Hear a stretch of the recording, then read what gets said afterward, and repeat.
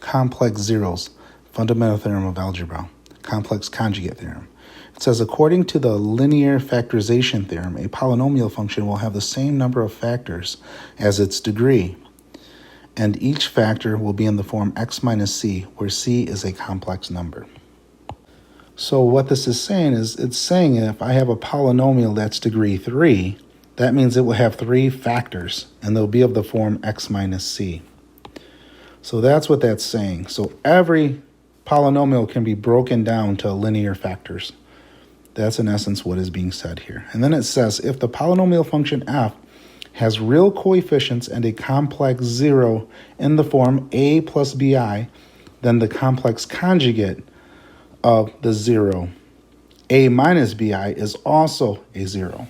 Now it talks about this idea of conjugate. Conjugate meaning if I have this complex number a plus bi, the negation of the imaginary part is the conjugate. So if you look at the other one, here's the real part, here's the imaginary part, and that's the negative or minus bi. This one's plus bi, so that's what makes them conjugates. Everything else is the same. So they're saying here that if a plus bi is a zero, then also a minus bi has to be a zero.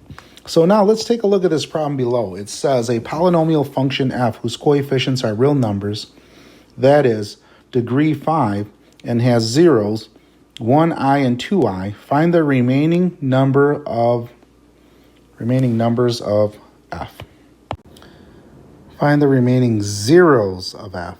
That's what it should have said. I had to change that from numbers to zeros of f because we're trying to find all of the 5.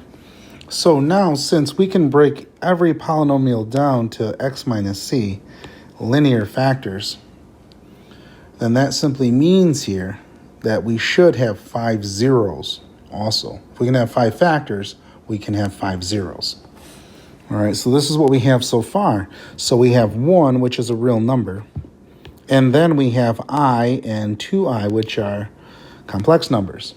Now this says, in the second part of this, it says if a polynomial function f has real coefficients and a complex zero in the form a plus bi, then the complex conjugate of that zero, a minus bi, is also a zero.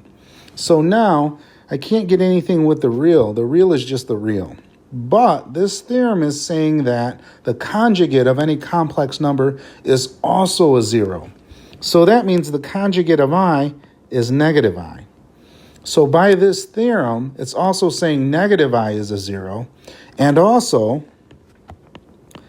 negative 2i is also a zero. Now notice what we have now. So here's 1 0, 2 zeros, 3 zeros, 4 zeros, 5 zeros, which is exactly the number that we should have. Now we don't get this in real numbers. In real numbers, we could have, if we have a degree 5 polynomial, we could have 4 answers, 3 answers, 2 answers. And I don't mean answers, I mean factors. Let me say this correctly. So we could have 2 factors, 3 factors, 4 factors, or 5 factors. So let me give you one really quick here. If I had given you the factor, or I should say the polynomial, x squared plus 4. Okay, let's say f of x equals x squared plus 4. Now this is what we call the sum of squares. And we're taught in algebra that this was prime. And I know some of you may remember that. But now, since we're dealing with complex numbers here, we don't get prime anymore. We get everything factors down into x minus c.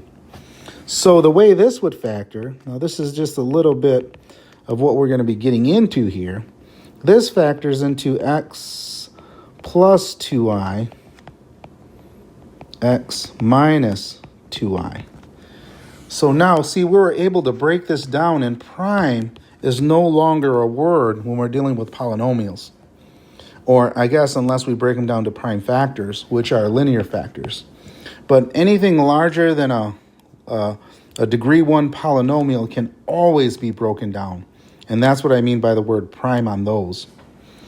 So this actually factors. So that's what's nice about this complex conjugate theorem, is the fact that if I know an imaginary root, then I also know another imaginary root, its conjugate.